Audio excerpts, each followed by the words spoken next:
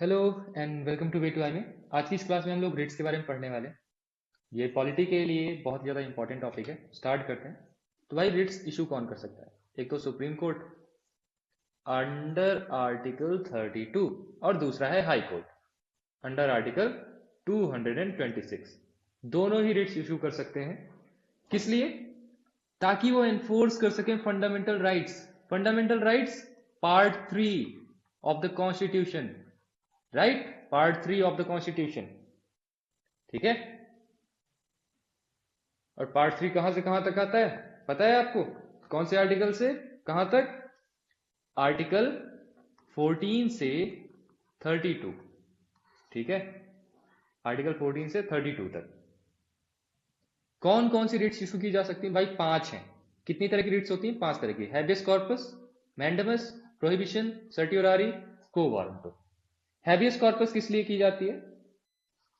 ठीक है, ये किसी एक ऐसे पर्सन को यहाँ पे प्रेजेंट करने के लिए इशू की जाती है जो कि इलीगली डिटेन किया गया है। मैंडमस, मैंडमस मतलब कि यहाँ पर जो सुप्रीम कोर्ट या हाई कोर्ट है वो अपनी दूसरों को यहाँ पे कमांड करती है, कहती है कि भाई तुम अपना काम ठीक से नहीं कर रहे हो, अपना काम करो। सरकारी ऑफिशियल्स को ये इशू की जाती है। प्रोहिबिशन, प्रोहिबिशन यहाँ पे मना किया जाता है from higher court to lower court. ठीक है, मना कर दिया जाता है कि भाई ये काम रोक दो जो तुम कर रहे हो ना, बीच में ही रोक दो। सर्टियोरारी भी हायर कोर्ट से लोअर कोर्ट के लिए एक इंस्ट्रक्शन होता है, एक ऐसा काम जो कि हो चुका है उसका इफेक्ट खत्म करने के लिए। ठीक है, वर्डिक्ट खत्म करने के लिए, वर्डिक्ट को क्वाश करने के लिए।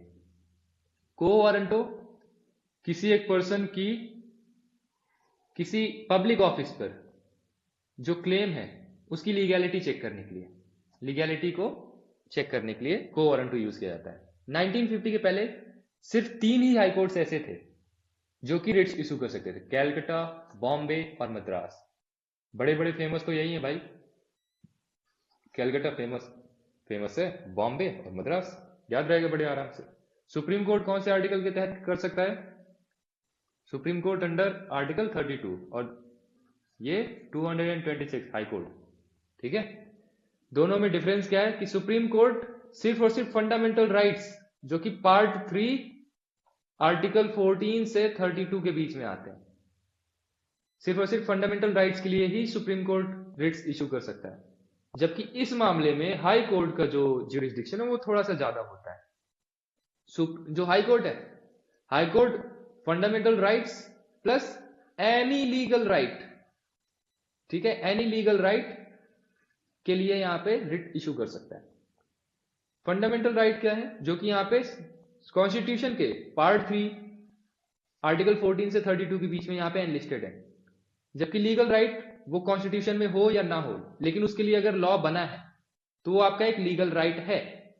ठीक है, supreme court can issue Ritz for any individual और गवर्नमेंट थ्रू आउट इंडिया। और भाई सोचो, सुप्रीम कोर्ट कहां के लिए? पूरे पूरे इंडिया के लिए है ना भाई, इंडिया के लिए है ना पूरे, है ना।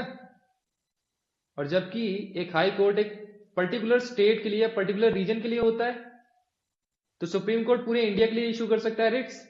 और जबकि जो एक हाई कोर्ट है वो एक पर्टिकुलर स्टेट के लिए वहां पे, या फिर एक पर्टिकुलर जो जुरिस्डिक्शन एरिया है वहीं पर ही अपने रिट्स इशू कर सकता है।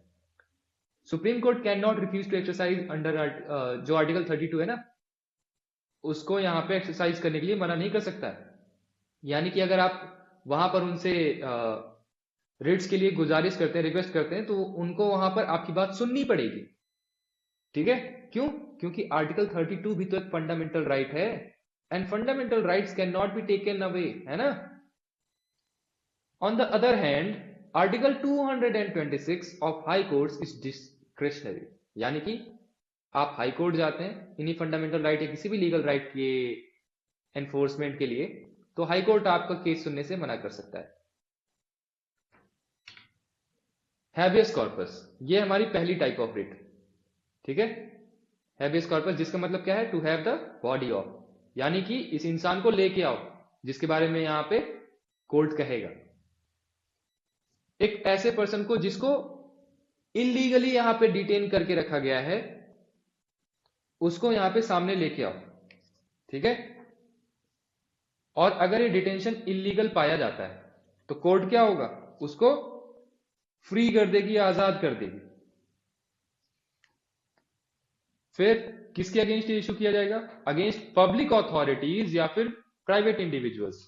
इसका मतलब क्या है कि अगर कोई एक ऐसा पर्सन है जिसने किसी और को इलीगली डिटेन कर रखा है, भले ही वो कोई पुलिस वाला हो या फिर कोई एक नॉर्मल पर्सन हो, तो वो कोर्ट वहां पर उसकी डिटेंशन को खत्म कर सकती है। बस ये रिट्स कब इशू नहीं होगी, अगर वो डिटेंशन लॉफुल है। ठीक है, लॉफुल का मतलब क्या है कि वो किसी कोर्ट ने वहां पर वो ऑर्डर दिया है कि भाई इसको तो पकड़ के रखो, ठीक है, जेल में डाल दो। Proceeding is for contempt of legislature या कोर्ट, अगर इसके खिलाफ किसी को डिटेन किया गया है इसकी वजह से, तो भी यहां पर रिट इशू नहीं किया जाएगा। Detention is outside the jurisdiction of the court. आप प्रयागराज हाई कोर्ट में जाकर के, प्रयागराज हाई कोर्ट में जाकर के आप एक ऐसे एरिया के पर्सन के लिए, सपोज करो असम में है वो पर्सन, उसके लिए आप ये रिट्स इशू नहीं करवा सकते हैं। हाँ, सुप्रीम कोर्ट से आप करवा सकते हैं, ठीक है, और सुप्रीम कोर्ट से भी आप पाकिस्तान के किसी पर्सन के लिए नहीं कर सकते हैं, ठीक है, क्योंकि सुप्रीम कोर्ट का जुरिडिक्शन कहां तक है, सिर्फ और सिर्फ इंडिया तक। ओके, मैंडमस, मैंडमस मतलब क्या है, वी कमांड, यानी कि हम आदेश देते हैं। ये कब इशू किया जाएगा, जब कोई एक सरकारी आदमी है, ठीक है, कोई एक पब्लिक ऑफिशियल है, वो अपना काम ठीक से ना कर रहा हो, ठीक है, काम ठीक से ना कर रहा हो, तो यहां पे मैंडमस क्या करता है, उसको डायरेक्ट करता है कि भाई अपना काम करो, तुम अपनी ड्यूटी नहीं निभा रहे हो।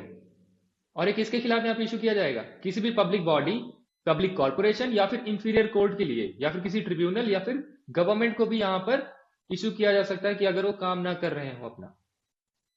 लेकिन कब इशू नहीं किया जाएगा, किसी भी प्राइवेट इंडिविजुअल के लिए या किसी भी प्राइवेट बॉडी के लिए। तुम सोचो कि यहाँ पे एक दुकानदार है, वो आपको यहाँ पे सामान नहीं दे रहा है, ठीक है, और आप ये सोच के बैठ जाए कि ये तो अपनी ड्यूटी नहीं निभा रहा है, मैं तो इसके खिलाफ सुप्रीम कोर्ट जाऊंगा और मैंडेमस की रिट्स इसके खिलाफ इशू करवाऊंगा। तो भाई वो नहीं हो सकता। प्राइवेट इंडिविजुअल या बॉडी के लिए this writ can not be issued. Okay, to enforce departmental instruction that does not possess statutory force, इसके लिए भी इशू नहीं किया जा सकता है।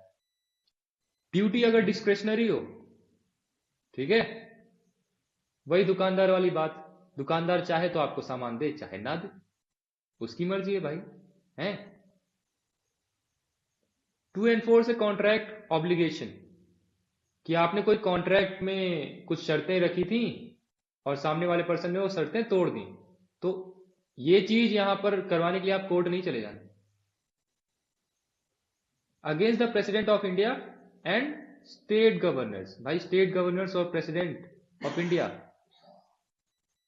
ये these are the holiest person in our constitution, ठीक है, ओके। इनके खिलाफ ना तो कोई कोर्ट केस हो सकता है, कम से कम कोई क्रिमिनल केस तो नहीं किया जा सकता है, ना ही किसी तरह की प्रोसीडिंग्स चलाई जा सकती हैं कोर्ट में। Against the chief justice of a high court acting in judicial capacity, अगर एक हाई कोर्ट के चीफ जस्टिस हैं, उन्होंने किसी केस का वर्डिक्ट दिया है, ठीक है, या फिर कोई केस लिए हुए हैं अपने हाथ में, तो आप उनके खिलाफ सुप्रीम कोर्ट नहीं जा सकते कि भाई साहब ये काम बहुत स्लो कर रहे हैं या फिर ये काम नहीं कर रहे हैं, इनको आप देख लो, उनके खिलाफ भी इशू नहीं किया जा सकता। अगला है प्रोहिबिशन, प्रोहिबिशन यानी कि मना करना। किस लिए मना करना, भाई काम मत करो। जैसे कि ये मैंडेमस में क्या था, काम करने के लिए कोर्ट कह रही थी कि भाई अपना काम करो, प्रोहिबिशन में कह देगी काम मत करो, कोर्ट करेगी। ये लोअर कोर्ट या ट्रिब्यूनल्स के लिए इशू किया जाता है। सपोज करो एक लोअर कोर्ट में कोई केस चल रहा है, ठीक है, कोई केस चल रहा है और सुप्रीम कोर्ट को लगता है कि यार ये केस यहाँ पे ठीक से नहीं चल रहा है, तो सुप्रीम कोर्ट क्या कहेगा कि भाई एक काम करो, ये केस तुम छोड़ो, मुझे दे दो। सुप्रीम कोर्ट खुद ले लेगा, या तो फिर उसको वहां पे कहेगा कि काम रोक दो अपना, ये तुम्हारे बस का नहीं। कुछ वैसा समझ लो प्रोहिबिशन को, यानी कि केस ऑनगोइंग था, बीच में ही यहां पर सुप्रीम कोर्ट ने इसको या फिर हायर कोर्ट ने इसको रोक दिया।